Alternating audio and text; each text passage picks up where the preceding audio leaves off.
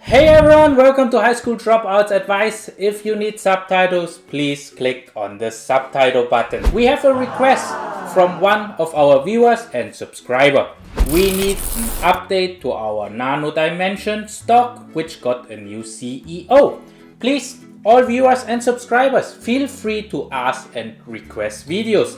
I'm here for you guys. As long as I think the video will be interesting for us all, I will shoot it. We see that the Nano Dimensions stock is trading under $8 now, which is for me a big surprise. The current market cap is at 1.95 billion. Do you know that Nano Dimension, which trades under NNDM, has a balance of nearly 1.5 billion in cash? They still have that money. Yoav Stern, the former CEO, did not use that money yet. If you want to watch more about this, please watch my first video about Nano Dimension, which I link up here and in the description below.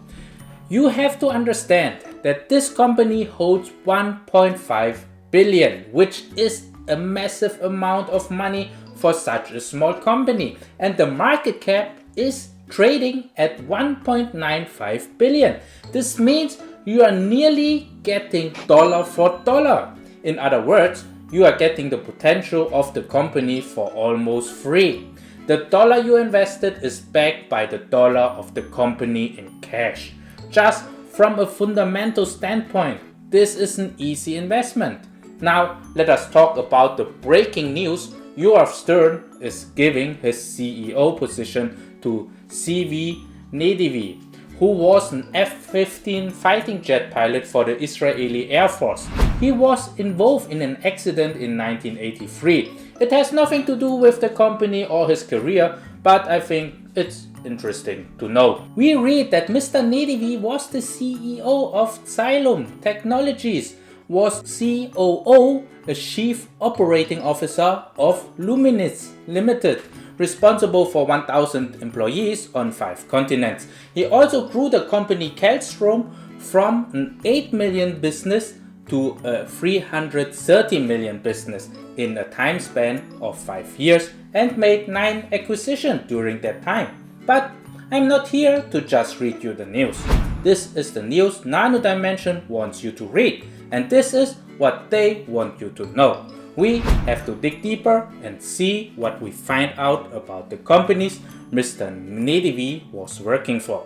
Let us talk about Luminis, where he managed over 1,000 employees on 5 continents.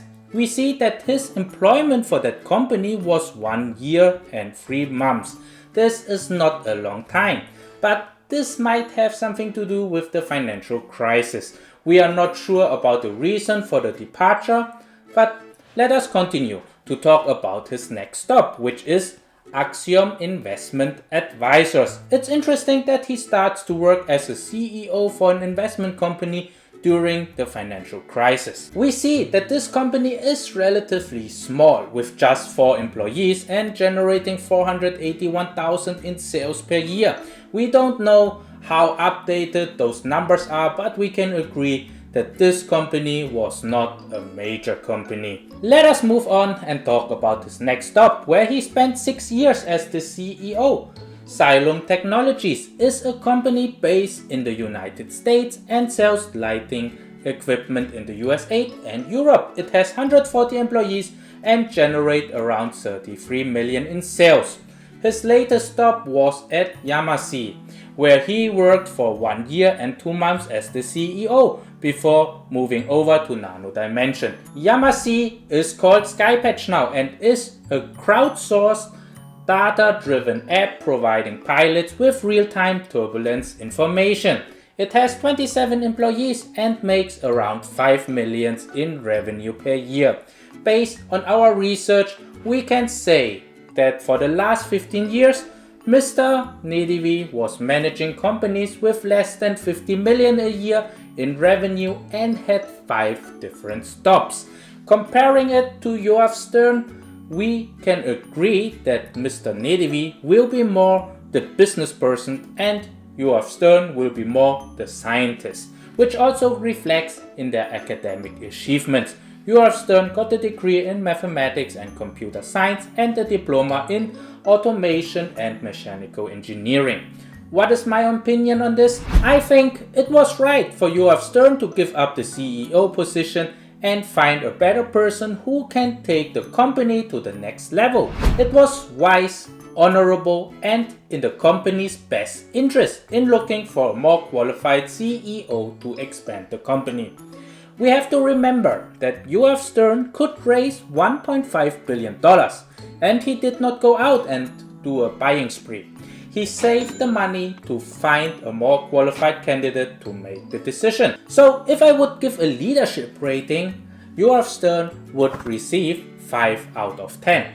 Then I would give 6.5 out of 10 for Mr. Nedivi. I can agree that he is more qualified in operating a business and got more experience, but I don't think he will be the best option in finding the proper acquisition, in expanding the company, and building the lead in a scientific way so it becomes hard for competitors to catch up. I would have been happier if the CEO change would have taken another couple of months later to find a better option. But I can agree that Mr. Nedivi will do an excellent or good job for the next 1 or 2 years. Mr. Nedivi is already in his 60s. This doesn't mean he's too old for the company, but I'm worried without knowing Mr. Nedivi that he might be not quick enough to adapt to the scientific changes and challenges this innovation of 3D printing brings to us.